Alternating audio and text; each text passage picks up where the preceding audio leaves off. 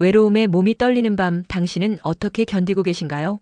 한밤중에 잠에서 문득 깨어 옆자리가 텅 비어 있다는 사실을 깨닫는 그 순간 남은 인생을 이렇게 혼자 살아야 한다는 생각에 가슴이 저릿해지지는 않으셨나요? 바로 그때 누군가 다정한 말투로 다가와 이렇게 속삭입니다. 우리 함께하면 외롭지 않을 거예요. 그 말은 순간적으로 너무나 달콤한 유혹처럼 들립니다. 하지만 단 한 번의 선택이 당신이 지금까지 어렵게 지켜온 평온하고 조용한 노년을 송두리째 무너뜨릴 수도 있다는 사실을 알고 계셨나요? 30년 동안 노인 심리 상담사로 일하면서 제가 만나온 5천 명 이상의 어르신들 중 재혼 이후 진심으로 행복하다고 말하신 분은 단 37명에 불과했습니다. 나머지 분들은 외로움 대신 불신, 경제적 갈등, 가족 간의 단절, 그리고 눈물과 함께 살아가고 있었습니다. 안녕하세요. 저는 노년기 심리상담 전문가입니다. 오늘 이 시간 저는 조금은 무겁지만 반드시 짚고 넘어가야 할 재혼이라는 선택의 이면에 대해 말씀드리려 합니다. 이 이야기는 단순한 조언이 아닙니다. 오랜 현장에서 직접 듣고 함께 울고 지켜봐온 실화들입니다. 그리고 이 진실을 제대로 알게 된다면 누군가의 남은 삶이 후회로 얼룩지는 것을 막을 수 있습니다. 잠시 눈을 감고 지금의 일상을 떠올려 보시기 바랍니다. 매일 아침 혼자 마시는 쓸쓸한 커피 한 잔, 조용한 거실에 울려 퍼지는 시계, 초침 소리, 누구와도 대화 없이 흘러가는 시간들. 그 고요함이 때론 견딜 수 없을 만큼 외로운 무게로 다가오고 있지는 않으신가요? 혹시 지금 재혼을 고민하는 부모님이 계신가요?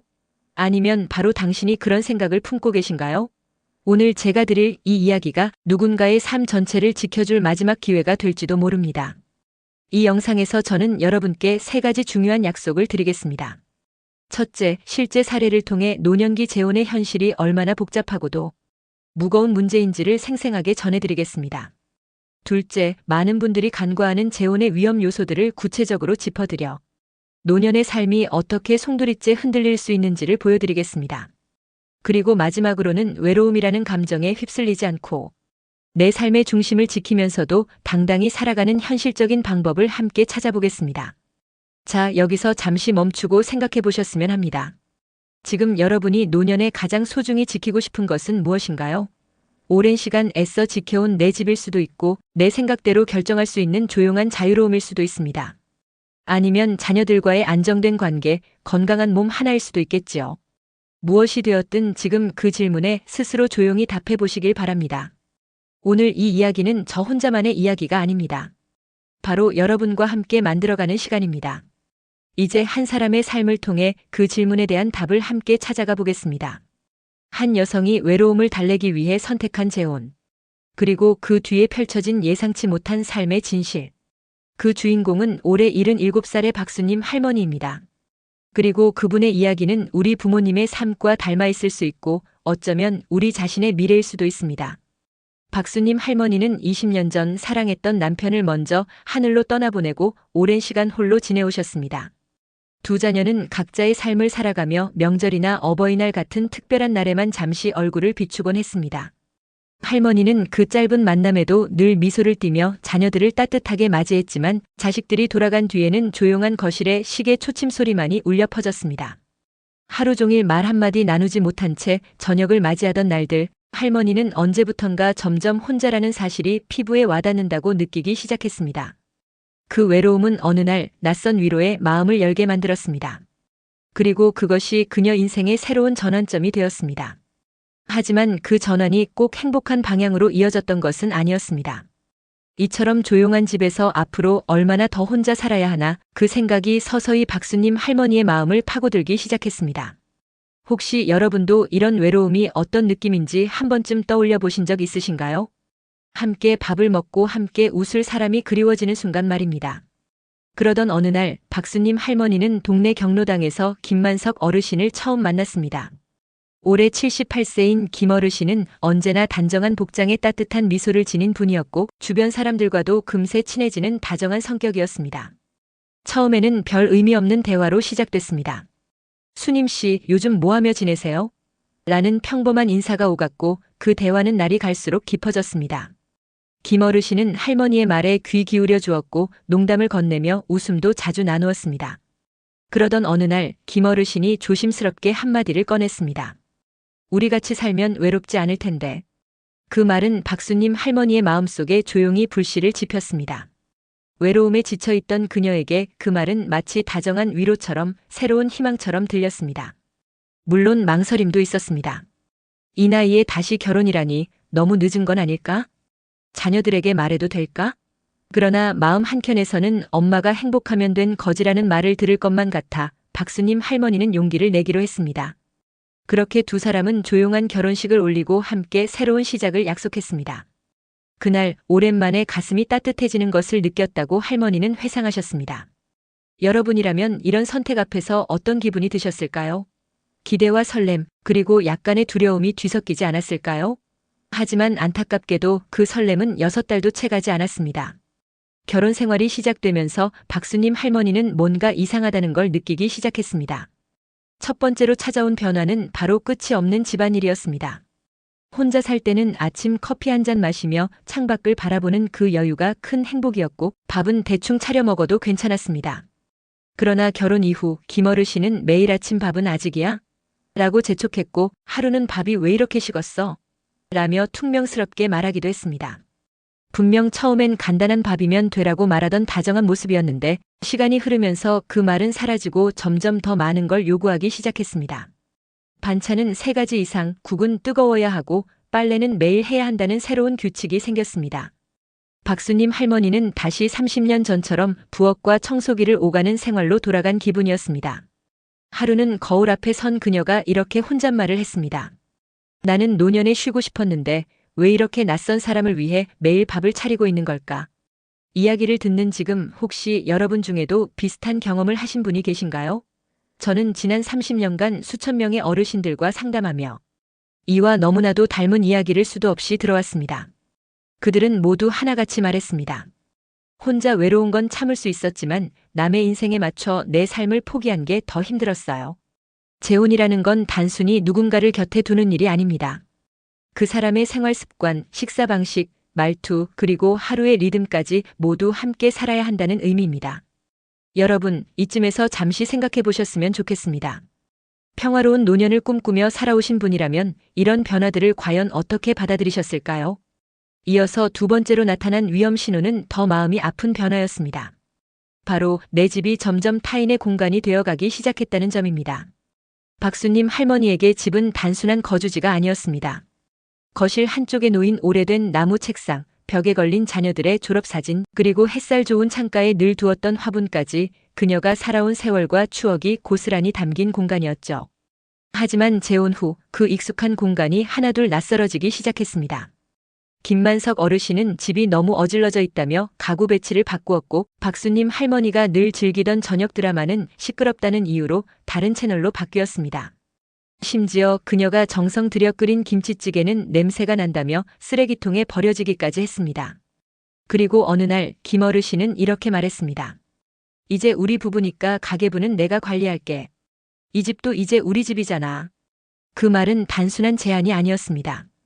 박수님 할머니는 평생 모아온 돈이 들어있는 통장을 보여달라는 말에 가슴이 철렁 내려앉았습니다. 그 순간 그녀는 문득 내가 이 집에서 세입자처럼 느껴지는구나 하는 생각이 들었다고 말했습니다. TV를 켤 때도 창문을 열 때도 냉장고, 문을 열 때조차 김어르신의 눈치를 보게 된 그녀는 어느새 사랑하던 집에서 편히 숨 쉴 수 없게 되었습니다. 여러분 상상해 보세요. 수십 년간 자신이 가꾸고 지켜온 집이 하루아침에 다른 사람의 규칙으로 덮여버린다면 어떤 기분이 드실 것 같습니까? 그리고 마지막 3번째, 어쩌면 가장 무거운 현실일지도 모릅니다. 그것은 배우자가 아닌 간병인이 되는 삶입니다. 결혼한 지 1년이 채 지나지 않았을 무렵 김만석 어르신의 건강이 급격히 나빠졌습니다. 평소엔 멀쩡하던 분이 어느 날 아침 화장실 앞에서 갑자기 쓰러졌고 병원에서는 뇌졸중이라는 진단을 내렸습니다. 그날 이후 박수님 할머니의 일상은 완전히 달라졌습니다.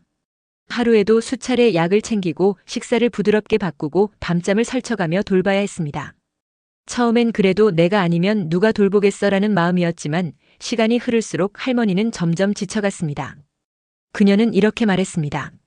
결혼을 하면 서로 기대고 살 줄 알았는데 나는 지금 누군가의 간병인으로 살고 있어요. 거동이 어려워진 김만석 어르신을 위해 박수님 할머니는 하루 종일 곁에서 돌봐야 했습니다. 아침마다 약을 챙기고 밥을 떠먹이고 화장실에 부축해드리고 밤이 되면 잠을 설치며 간병에 매달렸습니다. 한밤중에도 수면 중 뒤척이는 남편을 돌보다 보니 할머니는 스스로 제대로 된 잠을 자본 기억이 없다고 말했습니다. 어느 날 병원 복도에서 홀로 서서 눈물을 훔치며 그녀는 이렇게 속으로 중얼거렸습니다.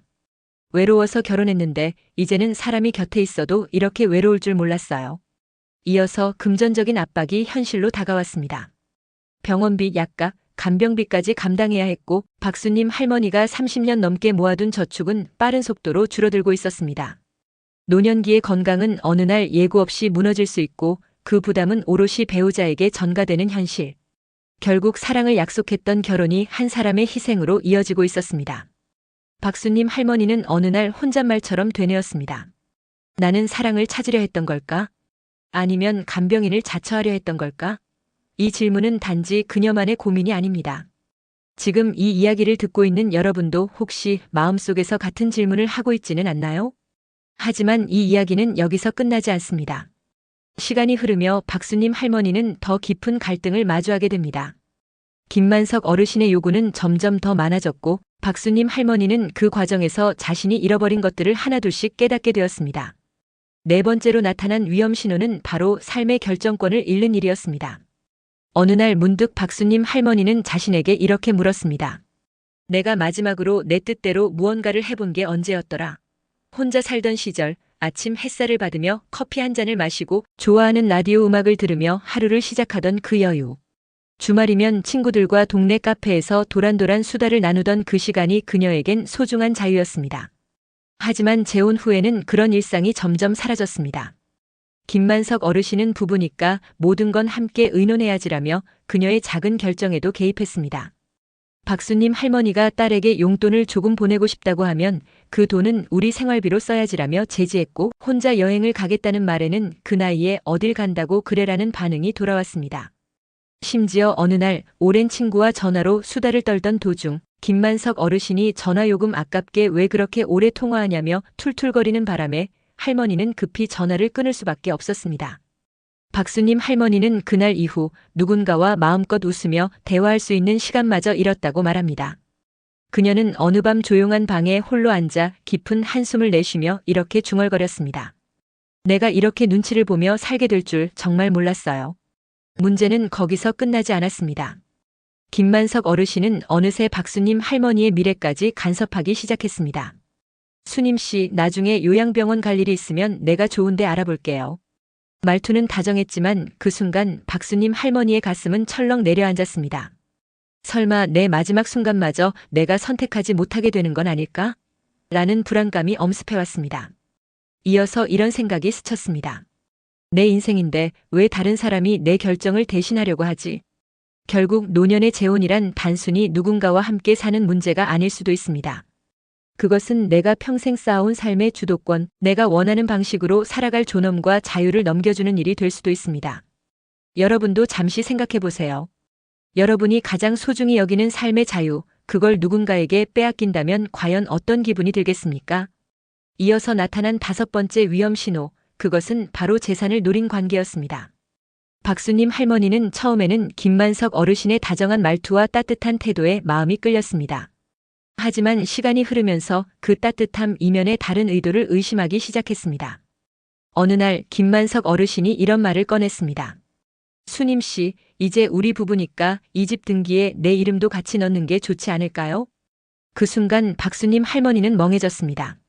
이 집은 그녀가 평생 동안 아껴가며 모은 돈으로 마련한 자녀들에게 물려주고 싶었던 소중한 자산이었습니다. 하지만 김만석 어르신은 부부니까 당연한 거 아니에요? 라며 부담을 주었습니다. 할머니는 그 말을 넘겼지만 불안은 마음 한켠에 그대로 남아 있었습니다.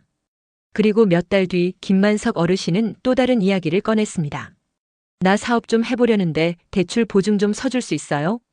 그 말이 떨어지는 순간 박수님 할머니의 등줄기에는 차가운 땀이 흘렀습니다. 그제서야 확신이 들었습니다. 이 사람은 나를 사랑한 게 아니라 내 재산을 노린 거였구나. 충격을 받은 박수님 할머니는 변호사를 찾아가 상담을 받았습니다. 그리고 그 자리에서 너무도 무거운 진실을 알게 되었습니다. 만약 자신이 세상을 떠나게 된다면 김만석 어르신은 법적으로 상당한 재산을 상속 요구할 수 있다는 것이었습니다. 심지어 평생 자녀들에게 물려주고 싶었던 집마저 그 남성의 가족에게 넘어갈 수 있다는 사실을 듣고 할머니는 말문을 잃었습니다. 그날 밤 박수님 할머니는 오래된 사진첩을 꺼내 들었습니다. 자녀들과 함께 웃던 시절, 남편과의 따뜻한 여행, 손주가 태어나던 날의 기억. 사진 한 장 한 장을 넘길 때마다 눈가엔 멈추지 않는 눈물이 흘렀습니다. 그녀는 생각했습니다. 나는 외로움을 견디려고 결혼했는데 결국 내가 지키고 싶었던 모든 걸 스스로 내준 셈이네. 내가 평생 일하며 모아온 이 모든 것을 이렇게 잃을 수도 있구나. 박수님 할머니는 마침내 그 깨달음 앞에 마주 섰습니다. 노년의 재혼은 단순히 두 사람의 감정이 이어지는 문제가 아니었습니다. 그 선택은 자칫하면 평생 지켜온 가족과의 끈을 끊고 삶의 마지막 안식처마저 흔들 수 있는 아주 무거운 결단이 될 수 있었던 겁니다.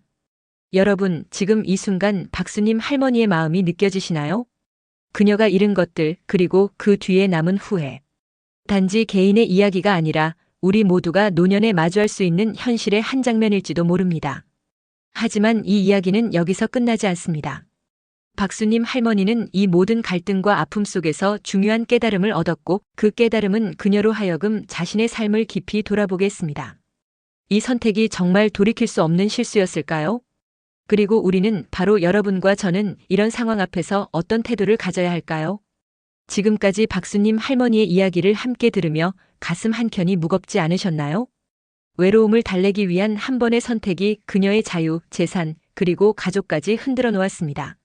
하지만 그 삶은 단순한 실패담이 아니라 우리 모두에게 꼭 필요한 질문을 던지는 거울이기도 합니다.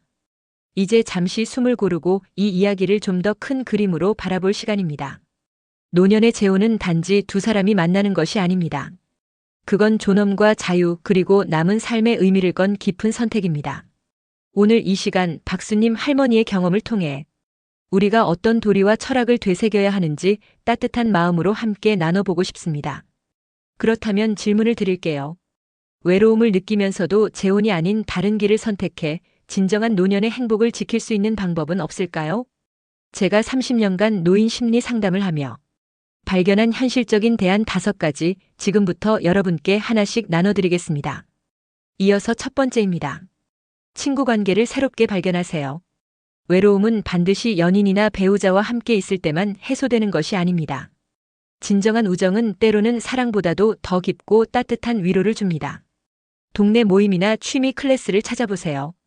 책 읽기 모임, 꽃꽂이 강습 또는 공원 산책 모임도 훌륭한 선택입니다.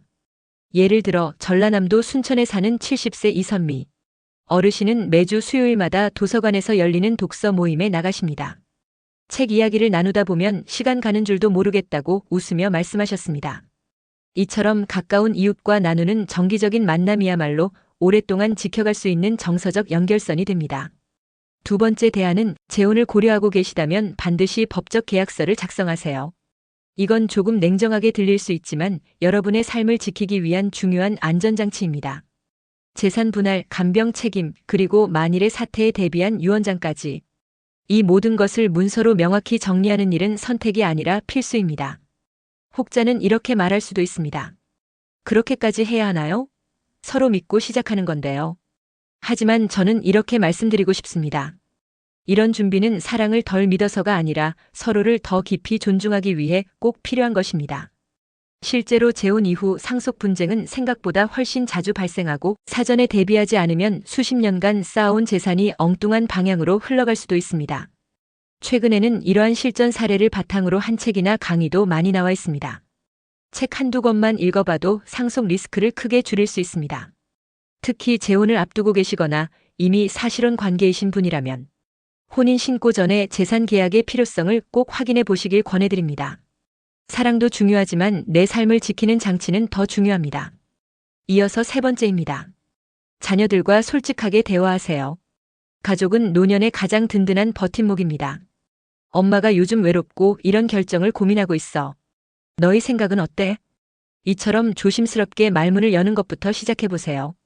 자녀들은 여러분의 행복을 바라는 동시에 여러분의 안전과 재산, 그리고 가족의 미래를 걱정합니다.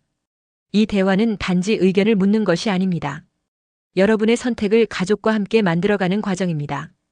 이런 대화를 나눈 가족일수록 불필요한 오해와 갈등이 줄어들고 결과적으로 더 단단한 신뢰가 생깁니다. 네 번째는 혼자만의 시간을 사랑하는 법을 배워보세요. 외로움은 누군가 곁에 없어서 생기는 것이 아니라 때로는 내 마음 한구석이 텅 비어 있을 때 찾아옵니다. 그 빈 공간을 꼭 다른 사람이 채울 필요는 없습니다. 명상, 독서, 산책처럼 소소한 습관들이 내면을 풍요롭게 만들고 그것만으로도 일상의 만족도가 눈에 띄게 달라집니다. 요즘은 힐링타임 명상 쿠션처럼 노년층을 위한 제품도 많이 나와 있어 무릎이나 허리에 부담 없이 편하게 쉴 수 있도록 도와줍니다. 마지막 다섯 번째는 반려동물과 함께하는 삶을 고려해 보세요. 많은 연구에서 반려동물은 노년의 우울감과 외로움을 줄이는데 매우 효과적인 것으로 나타났습니다.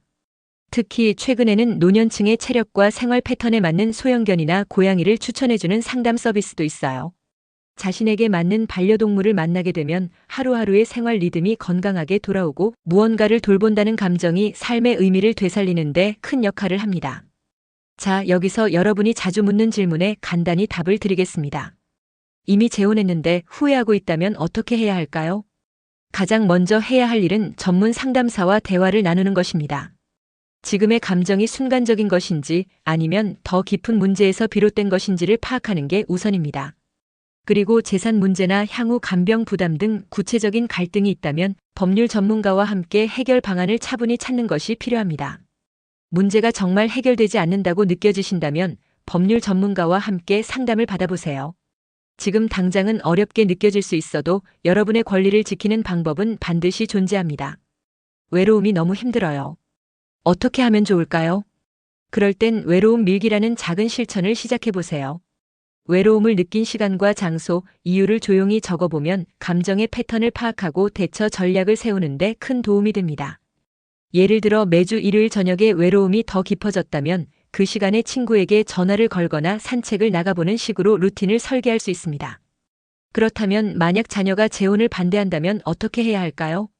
무작정 설득하려 하지 마시고 먼저 자녀의 걱정이 무엇인지 정확히 듣는 것부터 시작해보세요.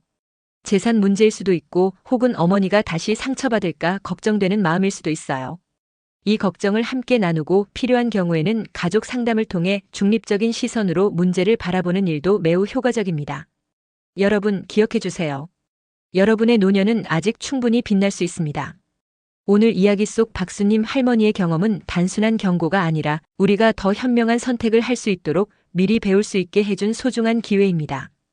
이 영상이 여러분의 마음에 작은 울림이라도 주었다면 아래의 좋아요 버튼을 살짝 눌러주시고 앞으로 더 좋은 정보를 놓치지 않도록 구독도 꼭 잊지 말아주세요.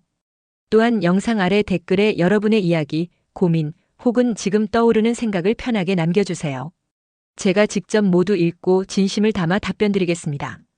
여러분의 남은 인생이 가장 자유롭고 가장 평화롭고 가장 사랑받는 시기가 되기를 진심으로 바랍니다. 오늘도 함께 해주셔서 감사합니다. 다음 영상에서 또 뵙겠습니다. 따뜻한 하루 보내세요.